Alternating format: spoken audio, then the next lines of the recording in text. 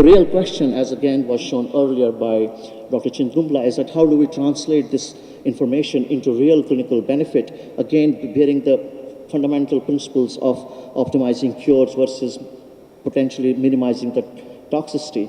So Wnt pathway has been already mentioned, that you try to de-escalate. You saw the proposed St. Jude COG study, that you try to reduce the dose of craniospinal to 15 to even 18 gray. No vincristine. Vincristine is always a bit of question mark whether it actually crosses the blood-brain barrier, and also reduce the platinum doses. In TMH, we are thinking of a small phase 2 study to begin with, where I believe that maybe you cannot do CSI. It is hard to completely eradicate CSI. We have shown that there's a particular microRNA which is actually particularly radiosensitive, and that may well define, could predict that why Wnt pathways do very, very well. It's a very strong radiosensitive model. The manuscript is in press at the moment. So we are proposing that you could go only localized RT instead of CSI, and it is being fine-tuned at the moment. You have already seen this enthusiasm, this paper generated about 5 years ago, but we have quickly realized that sonic hedgehog is so heterogeneous. P53 particularly is a bad prognostic sign within the sonic hedgehog.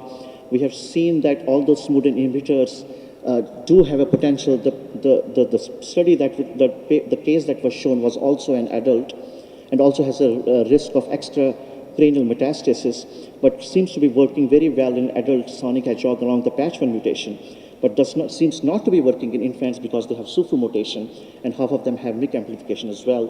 Even in 3 to 17 years, where we had the hope it will work, some of these patients do not work because of the other mutations as well. So within the subtype as well, there has to be a kind of more personalized and more individualized therapies, and trials are ongoing with a lot of enthusiasm and hope that how it should go forward. What we are also contemplating, and the studies in the IRB at the moment, is proposing a hyperfractionated escalated radiation therapy along with carboplatin, including a molecular subtype of group 3 and group 4, and hopefully that will show some benefit as well. 160 patients as a prospective phase 2 trial.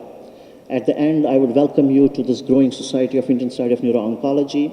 We have close to 300 members. Our next meeting is in Cochin about 26th to 29th March, where pediatric neuro-oncology is one of the 2 major themes.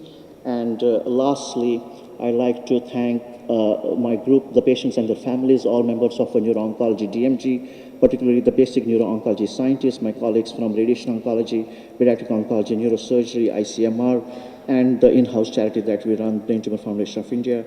And thank you all for your kind attention.